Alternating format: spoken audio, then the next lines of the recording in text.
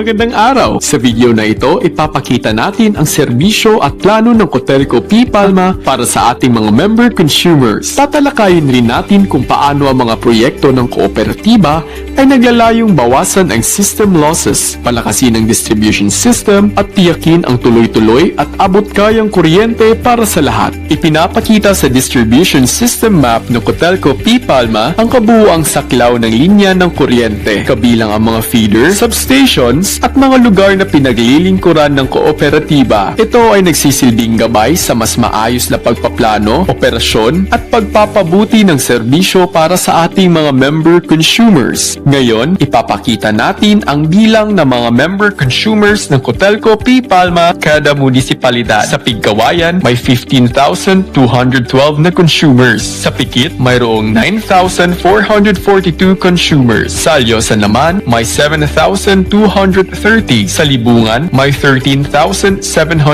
Sa Midsayap ay may pinakamataas na membro konsumidores na bumibilang sa 29,832. At sa Alamada, may 14,341 na consumers. Ang Cotelco P. Palma ay nagseserbisyo sa 89,767 na member consumers sa lahat ng 6 na munisipalidad. Ngayon naman, titingnan natin ang energy sales ng Cotelco P. Palma para sa taong 2024 at kung sino ang pangunahing benepisyaryo ng ating serbisyo. Sa kabuuang energy sales of megawatts, ang mga high voltage consumers ay kumakatawan sa 21.73%. Kabilang dito ang malalaking negosyo at industriya na nangangailangan ng malaking kapasidad ng kuryente. Ang mga low voltage consumers na karaniwang maliliit na negosyo at establishmento ay may 12.46% na bahagi ng kabuuang energy sales. Samantalang ang residential consumers, ang ating mga kabahayan, ang may pinakamalaking bahagi na umaabot sa 65.81%. Ipinapakita nito ang paunahing benepisyo ng serbisyo ng Cotelco P. Palma na nakatuon sa ating member consumers sa bahay, na siyang bumubuo ng malaking bahagi ng ating komunidad. Ang data na ito ay nagsisilbing gabay sa pagpaplano ng kooperatiba upang mas mapabuti ang serbisyo, tiyakin ang sapat na supply at maibigay ang kuryente ng patas at abot kaya sa lahat.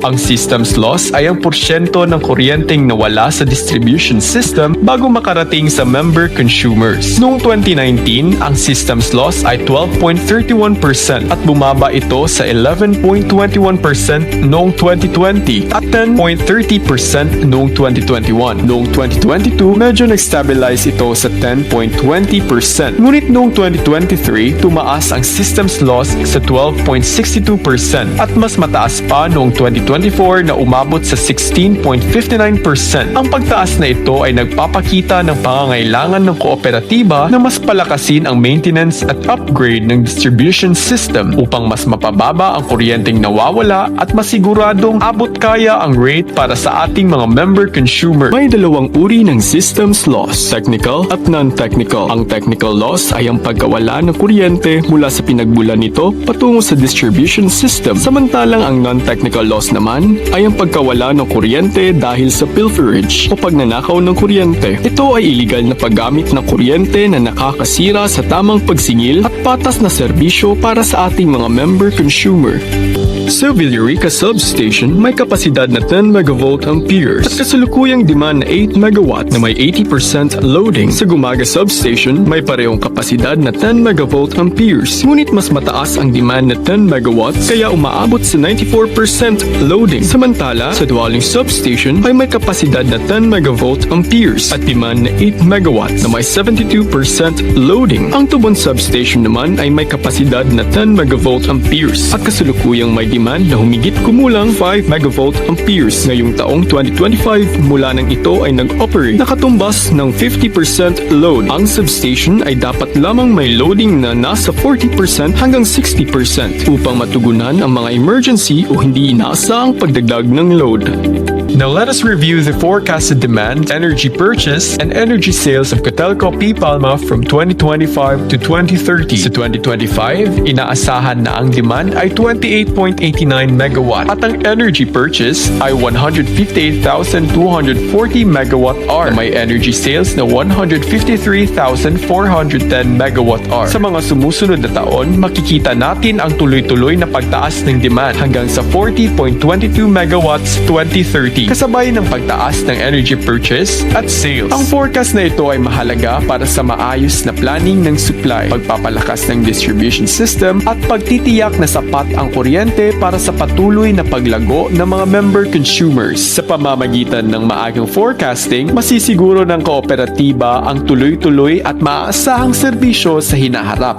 Isa sa pangunahing benepisyo ng proyekto ng Cotelco P. Palma ay ang pagbawas ng system losses. Sa kasalukuyan, ang system losses ay umaabot sa 16.59%. Ngunit inaasahang bababa ito sa 9.50% pagsapit ng taong 2029. Ang pagbaba ng system losses ay nangangahulugan na mas kaunting kuryente ang nasasayang bago makarating sa mga member consumers. Dahil dito, mas magiging efficient at abot kaya ang serbisyo ng kuryente at mas maraming member consumers ang makikinabang sa mas maayos at tuloy-tuloy na supply. Ang proyekto ay naglalayong masiguro ang mas matibay at reliable na distribution system na magbibigay ng direktang benepisyo sa lahat ng member consumers ng kooperatiba. Sa Cotelco P. Palma, may capex na inaprubahan ng ERC na ginagamit para sa mahalagang infrastructure projects upang mabawasan ang mga blackout at maibsan ang mga problema sa low voltage. Ang mga proyektong ito ay hindi pang araw-araw na gastos. Ito ay investment upang mas maging maayos, mas matatag at mas maaasahan ang supply ng kuryente. Sa pamamagitan ng CAPEX, pinaghahandaan natin ang kinabukasan para sa mas ligtas na operasyon, mas mahusay na serbisyo at mas matibay na power system para sa mga komunidad na ating pinaglilingkuran. Kagaya ng nabanggit kanina, may mga CAPEX projects tayo sa Pikit, Alamada at Midsaya, pati na rin ang 3-phase line projects. Batay sa ating CAPEX timeline, ang mga proyektong ito ay sisimulan at ipapatupad ngayong taong 2026. Ang mga proyektong ito ay bahagi ng ating paghahanda upang tugunan ang patuloy na paglaki ng demand sa kuryente at upang mapabuti ang kalidad at katatagan ng serbisyo. Sa pamamagitan ng mga substation at 3-phase line projects, inaasahang mababawasan ang mga blackout, maibsan ang problema sa low voltage at mas mapapalakas ang buong power system. Ito ang layunin ng CAPEX. Maayos na serbisyo ngayon at mas matatag na supply ng kuryente para sa hinaharap. Kasama rin sa layunin ng Cotelco P. Palma ang pailawan ang mga lugar sa laylayan na hindi naaabot ng ating mga basic services. Mayroon tayong Sitio Electrification Project o SEP at Photovoltaic Mainstream o PVM na layuning mahatiran ng kuryente ang mga unenergized sitios at mga kabahayan sa mga malalayong lugar na sakop ng ating prangkisa.